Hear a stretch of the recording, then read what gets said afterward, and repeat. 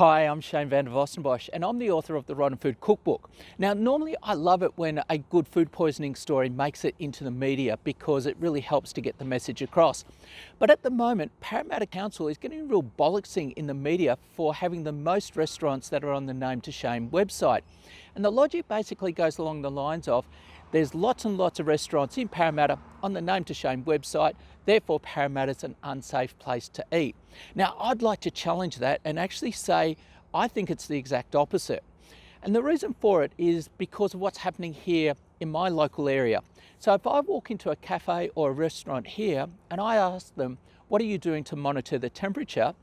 Half of them aren't doing anything. And the reason for it is because the local council's not pulling them up on it and saying, where are your temperature records?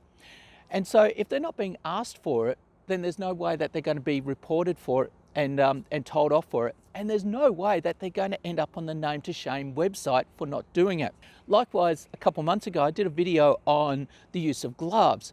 And what was happening was that in my local cafe, I saw them using the same gloves as they were handling the food and making sandwiches and then handling cash and then going out to the storeroom and bringing stuff in.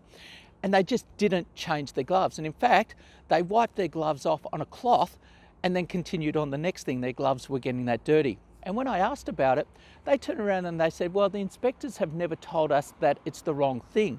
So what's happening here in my local area is that the inspectors aren't cracking down on food establishments as much as they are in Parramatta. So I would argue that if you go to the Name and Shame website and there's no restaurants from your area on the Name to Shame website, you're not living in a safe area. You're living in an area where the inspectors aren't cracking down on food safety.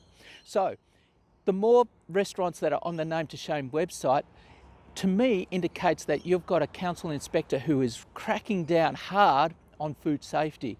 So for me, Parramatta Council now seems to be an awesome place to eat.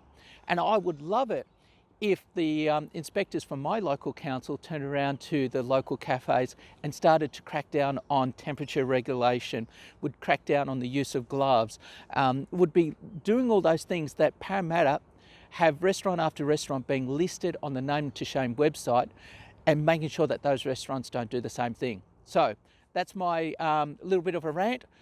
The more places that are listed in the Name to Shame website, the more chances that they're going to be improving what they do, the better off the local area is. And so I wish that the media would just get off the back of Parramatta City Council.